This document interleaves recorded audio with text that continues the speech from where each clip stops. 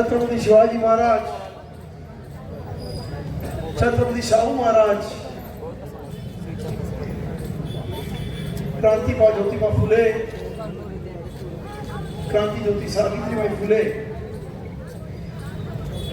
आणि तुमच्या आणि माझ्या जीवनाची नव्हे तर या देशामध्ये एक चहावाला सुद्धा पंतप्रधान केलं, एवढा त्यांच्या संविधानामुळे चमत्कार झाला.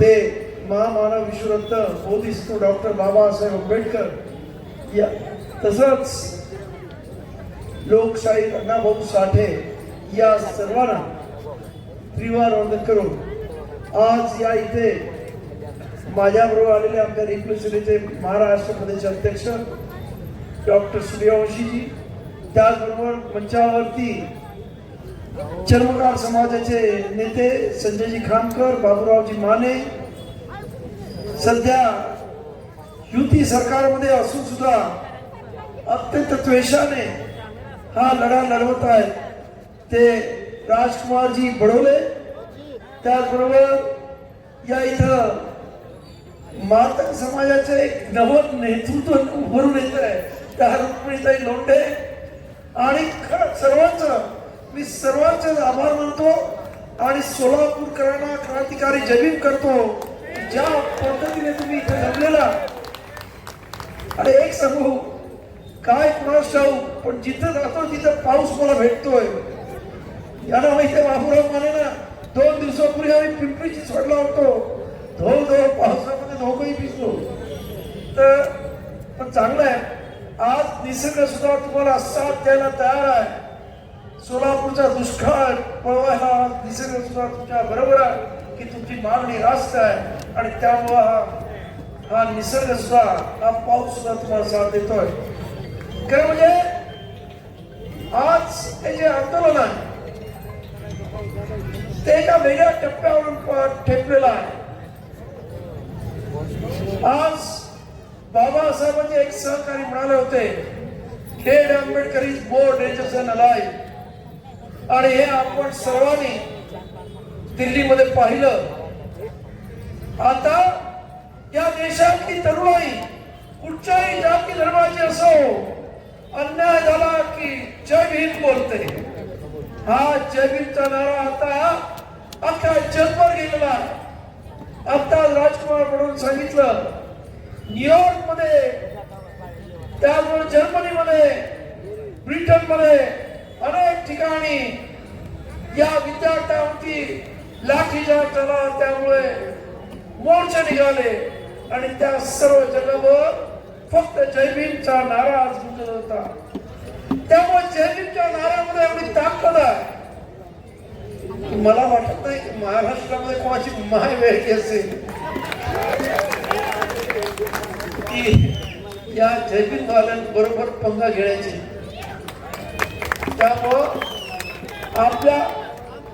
त्यामुळं मला पूर्ण खात्री आहे की आज तुम्ही एवढ्या मोठ्या संख्येने आलेला.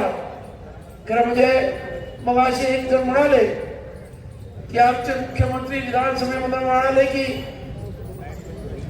सुप्रीम कोर्टाचा जजमेंट आहे, मी लागू करू की नको. अरे जरा तुम्ही पण वकील आहात असं समजता आहात की नाही खरं माहित नाही मला, पण बोललं जातं. एकदा ती जजमेंट नीट वाचू तर पहा. जजमेंट मध्ये कुठेही म्हटलं नाही की हे उपवर्गीकरण लागूच केलं पाहिजे. आणि तसं असतं तर मग तुमच्या युपी मध्ये लागू करून बघा ना, कारण तिथे जवळपास 30% SC समाज आहे आणि तिथे हे उपवर्गीकरण लागू केलं तर तुमची काय घडी होईल हे लक्षात सुद्धा येणार नाही. म्हणून उगाच महाराष्ट्रातल्या जनतेला फसवण्याचा प्रयत्न करू नका. तिथे स्पष्ट त्या जजमेंट मध्ये लिहिलेलं आहे की पहिल्यांदा इम्पेरिकल डाटा हवा, म्हणजे अचूक माहिती असल्याशिवाय तुम्ही हे अशा पद्धतीचा निर्णय घेऊ शकत नाही. त्याचबरोबर तुम्हाला या राज्यामध्ये हे जर उपवर्गीकरण करायचं असेल तर त्याचा राजकीय फायदा घेण्यासाठी उपवर्गीकरण करू नका असा स्पष्ट आदेश आहे. आणि तुम्ही हे पुढे राजकारण करण्याचा प्रयत्न करताय. या इथं दलितांमध्ये फाटाफूट करण्याचा प्रयत्न करताय. आपल्याला माहित असेल कर्नाटक मध्ये सुद्धा हे उपवर्गीय करण्यात आलं, परंतु कर्नाटक मध्ये उच्च न्यायालयाने कर्नाटकाच्या लगेच त्याला स्टे दिला. कारण महत्वाचं आहे की संविधान एक बोलतं आणि हल्ली सुप्रीम कोर्ट वेगळंच बोलतं. हल्ली सुप्रीम कोर्टावरती पण किती विश्वास ठेवायचा हा महत्वाचा प्रश्न आहे. कारण 2004 मध्ये ईवी चेन्नैया वर्सेस आंध्र प्रदेश अशी एक कोर्टामध्ये सुप्रीम कोर्टामध्ये केस आली. 5 जणांचं बेंच होतं आणि त्याने स्पष्ट सांगितलं की हे अनुसूचित जाती हा एक होमोजिनियस घटक आहे, याच्यामध्ये तुम्हाला उपवर्गीकरण करता येणार नाही. त्याचबरोबर याच केसमध्ये ज्या केसवर दलविंदर वर्सेस पंजाब स्टेट याच्यामध्ये 2010 मध्ये पंजाबच्या हायकोर्टाने सुद्धा सांगितलं की उपवर्गीकरण करता येणार नाही. मग हे 7 जण काय अति विद्वान होते का सुप्रीम कोर्टातले? कारण आपल्याला माहिती आहे 2014 नंतर सुप्रीम कोर्ट सुप्रीम राहिलं की नाही हा महत्वाचा प्रश्न आहे. आणि त्यामुळेच आपण पाहिलं की या देशामध्ये ना संसद सुप्रीम आहे ना संविधान सुप्रीम आहे. या देशामध्ये जनता सुप्रीम आहे. हे दिल्लीमध्ये दाखवून दिलं की जनतेने ठरवलं तर प्रधानमंत्री सुद्धा राजीनामा देतो. प्रधानमंत्री म्हणजे कोण? धर्मेंद्र प्रधान. तुम्ही नरेंद्र मोदी समजू नका, त्याला द्यावा लागेल तो वेगळा प्रश्न आहे. परंतु भगवा पडतो. तर त्यामुळं या देशातली जनता सुप्रीम आहे. ही देशातली जनता जे ठरवेल ते फायनल होतं आणि त्यामुळं अनुसूचित जातीतल्या या जनतेने ठरवलेला आम्हाला उपवर्गीकरण नको आहे. 59 जाती एकत्र येऊन इथे उपवर्गीकरणाविरोधात ताकदीने उभे राहतात. क्या महाराष्ट्रभर परभणी असो, जालना असो, लातूर असो, मुंबई असो प्रचंड मोर्चे निघतायत. आणि तरी सुद्धा तुम्हाला विषयाची परीक्षा घ्यायची असेल प्रयत्न करून बघा. तुम्हाला तुमची खुर्ची जर अप्रिय झाली असेल तर फडणवीस नक्कीच करा. जनता काय करते ते तुम्हाला समजेल. कारण जनतेची ताकद काय आहे हे दिल्लीमध्ये दाखवून दिलेलं आहे. आता कोणी तुम्हाला घाबरत नाही. पूर्वी सीबीआय, ईडी अजून वेगळ्या तुमच्या पोलीस यंत्रणा याच्यामुळे घाबरण्याचे दिवस गेले.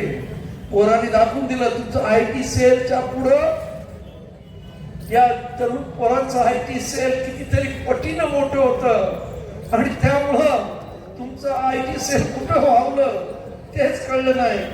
त्यामुळं आता लोकांची बघा घेण्याचा जो विचार तुमच्याकडे आहे की आम्ही काही करू शकतो, आमच्या मनात येईल ते करू शकतो आणि या देशामध्ये जे पाहिजे ते आमच्या मनासारखं होईल. आता तसं राहिलेलं नाही. परिस्थिती बदललेली आहे. त्यामुळं मुख्यमंत्र्यांना माझं सांगणं आहे की जनतेचा एकंदरीत कल पहा, जनतेची एकंदरीत इच्छाशक्ती पहा. जनतेला हे उपवर्गीकरण तुम्ही लादण्याचा प्रयत्न करू नका. तुम्हाला तुमचा बोलणीचा जरी कोणी सांगत असेल आता त्याचे ऐकण्याचे दिवस सुद्धा संपले. कारण आता या देशामध्ये खऱ्या अर्थानं संविधानाचं राज्य आलंय. या देशामध्ये खऱ्या अर्थानं भीमाचं राज्य आलंय. अप्रत्यक्ष पद्धतीनं आता या देशामध्ये भीमाची लोक आता म्हणजे फक्त एका जाती धर्माची राहिली नाही, सर्व जाती धर्माची जिथे जिथे अन्याय तिथे तिथे भीमाची लेकरं, मग ती सर्व जाती धर्माची कुठली असते ती सर्व आता एकत्र यायला लागलेली आहे. आणि हा मोठा वैचारिक विजय आहे. आज ही मंडळी प्रयत्न करतायत की या मनुवादाचे विचार परत या देशावर थोपवण्याचे. परंतु आता हा विज्ञानवादी जगापुढे हे जुनं पुराण त्यांचं कर्मधर्मी असणारं विज्ञान आता टिकणार नाही आहे. आता लोक जे या देशामध्ये पहिल्यांदा लोकशाही ते उलट फिरवण्याचा प्रयत्न केला. परत एकदा परिवर्तनाचं चक्र फिरवण्याचा उलटा तुम्ही प्रयत्न करत असाल तर तुम्ही यशस्वी होऊ शकणार नाही. लक्षात घ्या. या इथं आज संपूर्ण 59 जाती ज्या पद्धतीने एकत्र आलेल्या आहेत त्याबद्दल खरं मी आपल्या सर्वांना धन्यवाद देतो. अनेक विषयावरती बोलण्यासारखं आहे, परंतु पावसाचा काही भरोसा नाही.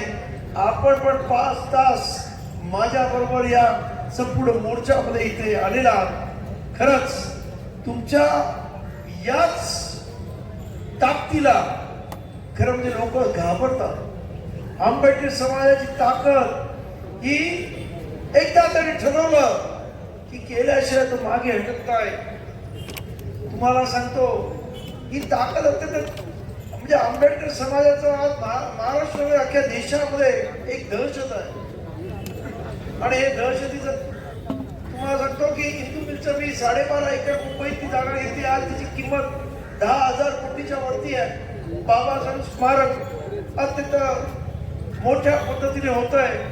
अजून एखाद्या वर्षामध्ये होईल अशी माझी अपेक्षा आहे. तर सरकार हळूहळू ते करत आहे. ठीक आहे, बाबासाहेबांच्या स्मारकाचा नाव 7-12 झालेला आहे.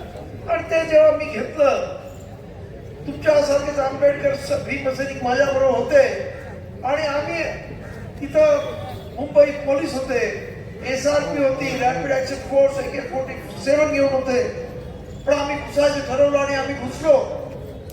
आणि मग मुंबईच्या आमच्यावरती केसेस केल्या हिंदू मिलवाल्यांनी. तिकडे असलेल्या हायकोर्टाच्या जजने, दाऊद नावाचा जज होता हायकोर्टाचा, त्याने म्हटलं आज त्याने सरकारची हिंदू मिल घेतली, उद्या ते सचिवालय घेतील. मुंबई पोलीस काय करतात? तेव्हा मुंबई पोलीस कमिशनरने काय उत्तर दिलं माहिती का? त्या तिथं माझ्याकडे SRP रॅपिड ऍक्शन फोर्स सर्व होतं. मी आदेश दिला असता तर 50-100 त्यांची मेले असते. पण त्या चैत्यभूमीच्या परिसरामधला एकही पोलीस मला जिवंत सापडला नसता. ये डर कैसी लगती है? बहुत अच्छी लगती है ना, ही तुमची ताकद है. आणि मग ये डर ऐसा ही रहना चाहिए. अच्छा लगा ना? बहुत अच्छी बात है. आणि त्यामुळंच मला पूर्ण खात्री आहे की आपण सर्व एकत्र राहिलो तर आपल्याला कोणी इथं हे उपवर्गीकरण करू शकणार नाही. फक्त आपण एकत्र राहा, सर्व जाती जमाती सर्व एकत्र पद्धतीने कामा लागा. आपण आपली ही ताकद एक दिलानं एक विचारानं अशीच पुढे नेऊ एवढीच आपल्या सर्वांना विनंती करतो. आणि आपल्या सर्वांनी इथं येऊ या मोर्चाला प्रचंड अशी ताकद दिली आणि आम्हाला एक ऊर्जा दिली सर्वांना. त्याबद्दल आपल्या सर्वांना क्रांतिकारी जय करतो आणि माझ्या वाणीला ग्रहण करतो. आपल्या मंगलमय कामना करतो.